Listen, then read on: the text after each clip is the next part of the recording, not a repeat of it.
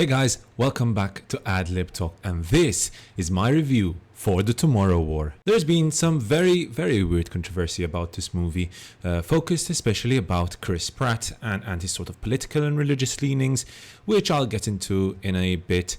And we have a movie here that absolutely surprised me.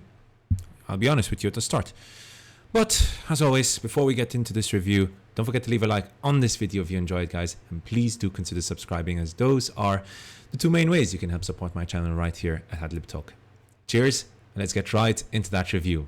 So, The Tomorrow War, recently released in America and around the world. It is a sci-fi action movie directed by Chris McKay and starring Chris Pratt, supported by talent like Yvonne Strahovski, J.K. Simmons, Betty Gilpin and Sam Richardson. It released on Amazon Prime Video on July 2nd and has caused quite a bit of discussion on internet forums. The concept itself is quite an innovative one and instantly piqued my interest. It's December 2022, and during the World Cup broadcast, a group of soldiers from 2051 arrive to warn people that humanity is on the brink of extinction. The cause is a war with aliens called Whitespikes, and these Whitespikes will arrive in November 2048, and within 3 years basically massacre the vast majority of humankind. Thus the plan is to send soldiers from 2022 to the future to be able to take on the alien invaders through a device called the Jumplink.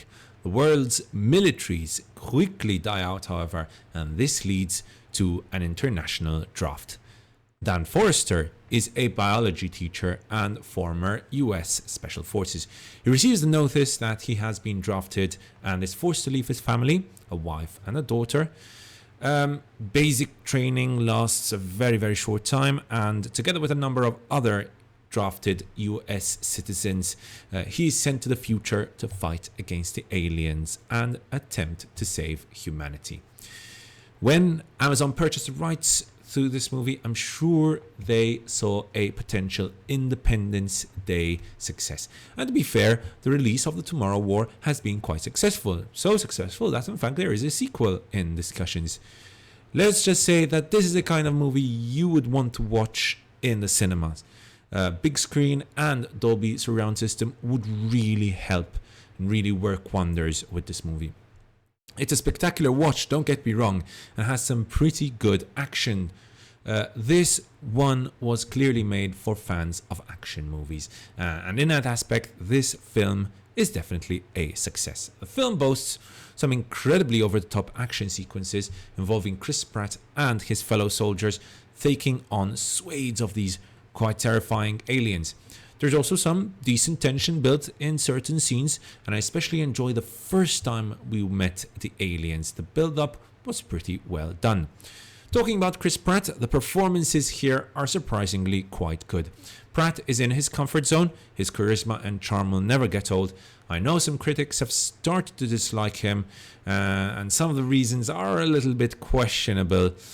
Basically, it seems he is a Republican and a Christian, and those are two things which apparently are not that liked in Hollywood.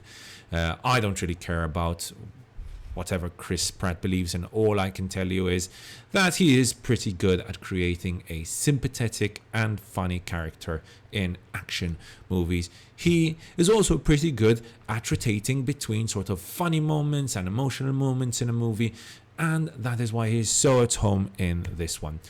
Now, don't get me wrong, Chris Pratt also has some pretty awful moments in this movie.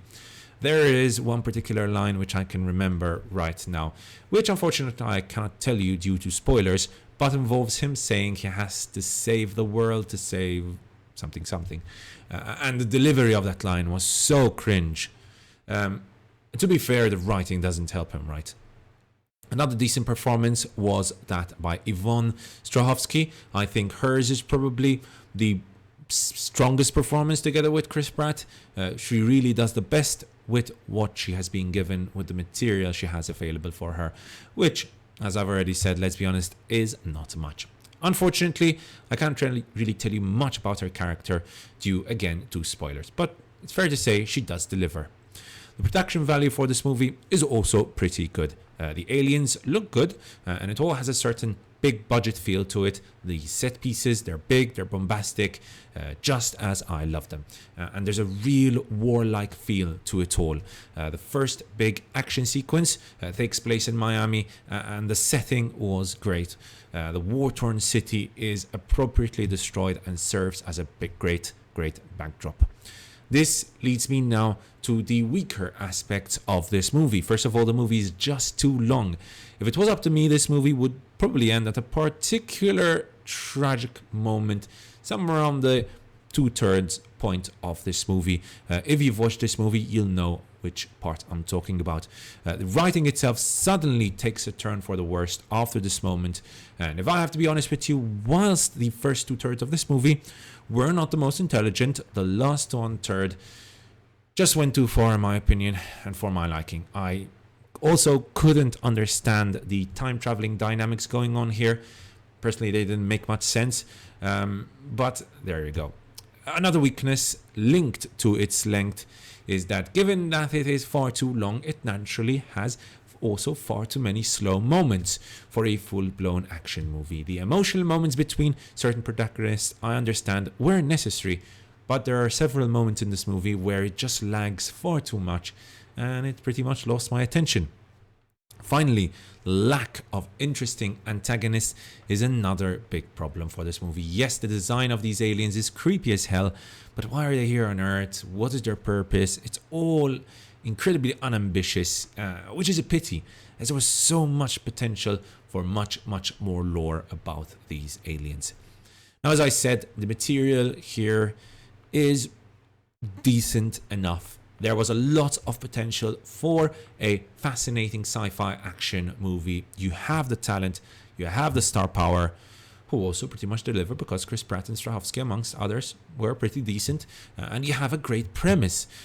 You also have the budget, apparently. So, unfortunately, what they did not have was the ambition, in my opinion. The movie is fun, don't get me wrong, and I'm glad I watched it, but it's far too long for what it is and is lacking in far too many aspects for it to reach its full potential. At the end of the day, what we ended up getting was a fun and sometimes quite touching action sci-fi that you could enjoy with your family. So, therefore, The Tomorrow War receives a 3 out of 5, and my recommendation only for those who enjoy Chris Pratt's usual performances or are looking for a dumb action sci-fi to pass the time. Thank you so much for watching, guys. I hope you enjoyed that review. If you did, don't forget to leave a like on this video and don't forget to subscribe. Cheers, and I'll see you guys next time right here on Adlib Talk.